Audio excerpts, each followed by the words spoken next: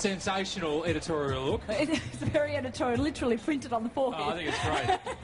Well, the thing about you, Caterina, is you have a delightful eye. A lot of people do, I guess, avant-garde or work that can sometimes stretch the boundaries, but it can look like a freak-out. Yes. But what you do is make it elegant and sexy and actually quite beautiful.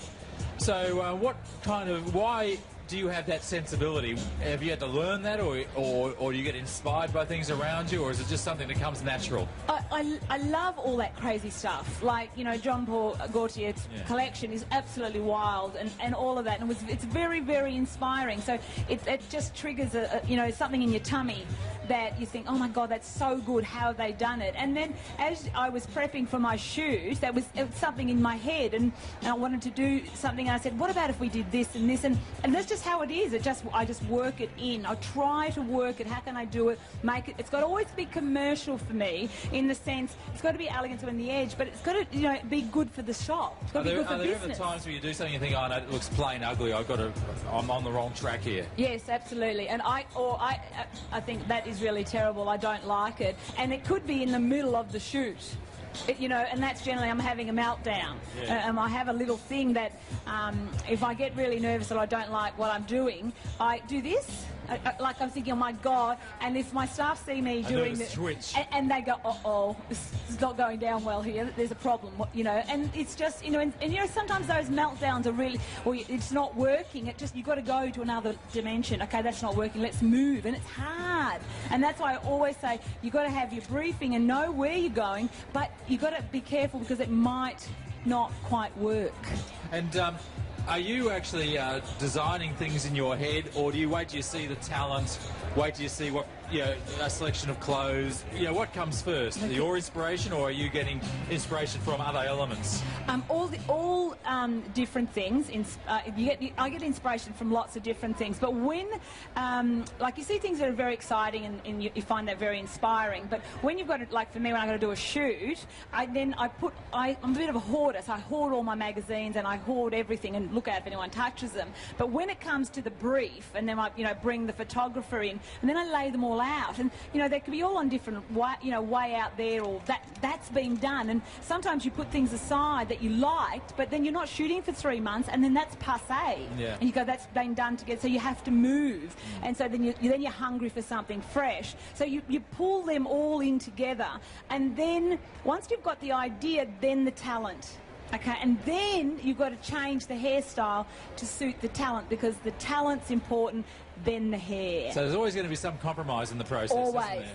And I remember getting ready for this collection, and I was 2 weeks out of the shoot date, and I was on the couch, and Tony was trying to I said, Tony, please just leave me alone. I've got 6 models running around in my head with no hair on their head, and he's looking at me, and I thought, I've got to remember that, because I was designing. I didn't even realise, but subconsciously I was designing hairstyles, and these models are in my head with no hair, which you can't do much with there. But then as you get closer, then you cross them off. I've got that one done. I know that. I know where I'm going. But you've only got an idea. When you actually do it, then it goes to another dimension. Yes. And so there's always some chemistry on the set. There's always some magic that happens, absolutely. or doesn't happen. Yes, either way. Yeah. And working closely with the stylist, makeup artist, and photographer is really, really important. And on my shoots, it's like if there's something not working, you need to speak, or forever hold your peace. Yes. I would say, it's a team effort. You know what I mean? Everyone's got to be on the same page.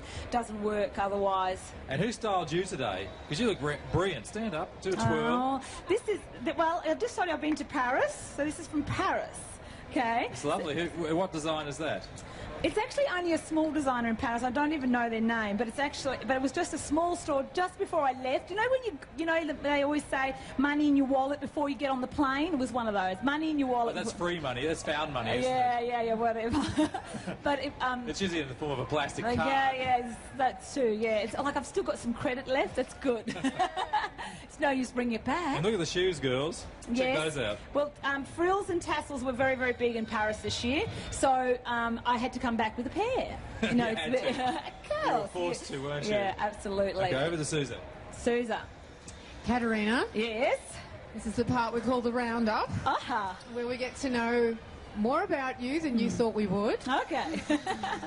Now, first of all, a question on everybody's lips. You know, so much fame, so much notoriety, so many names. Aha. I've heard Caterina Di Biase, and I've heard Caterina Di Biase. I've also heard Kathy Di Biase. I think that's from your past. Yes, child. But once and for all, for Culture TV and posterity, so the world can know, what exactly is your real name? Well, as you, if you don't know, I'm Italian descent. So I'm Italian, and it's Caterina with a C, because there's no K in the Italian language, and it's Di Biase. So everyone, it's Caterina Di Biase. That's correct. That is the correct pronunciation of my name. But a lot of people find that difficult. And in actual fact, if you read it, it's easier to, when you read it, it will be Di Biase. But Di Biase is something that's been Australianised, you know, and Kathy was one of those things, because when I was in primary school and high school, you wanted to be one of the Australians, yeah, and so Kathy is an old thing, but you know, Caterina is what I. You'll always be Caterina Di Biase. Everyone's just like totally. Yes, it's you know, and it's pasta, not pasta.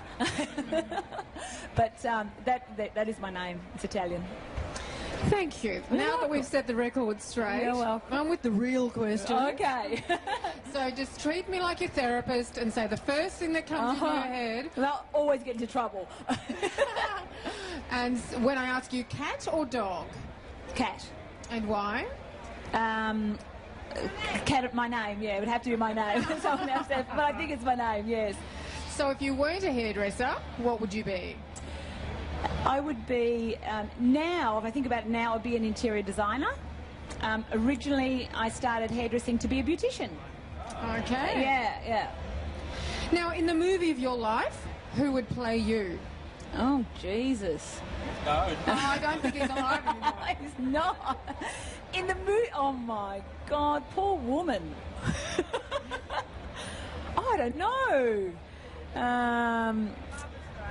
Barbara Streisand, you reckon? Jesus. I would, you know, probably one of my idols, I think, is Angelina Jolie. I think she's amazing. Well, she's an action woman also. Yes. That would go. Favourite meal? Seafood. I love seafood. And you know, Italian is what I grew up with, so obviously Italian is my favourite. But if I'm going out, I don't go to have Italian, so it's either seafood. We'd definitely go out for seafood, because I hate cooking it. And what music are you listening to at the moment? When I'm not at work and I put music on, it's generally opera. Yeah, I love the big stuff. I love you know what that's about? I love that power. I love that energy and what it does. Yeah. So that's I really love. On the Be Gorgeous stand, have we got deals for you this afternoon? It'll knock your eyes out.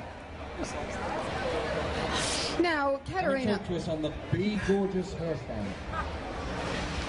Caterina, what's the best piece of advice your mother ever gave you? Go for what you want in life. You've got to do what you want to do, and you must go for it. That was one of her things.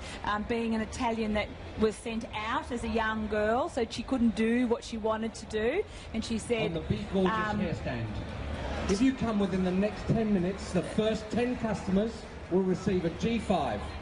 With that, for $200, you will get a leather bag and a mini iron.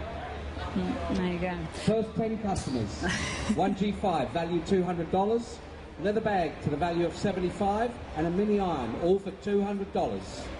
Be Gorgeous hair stand, first 10 customers.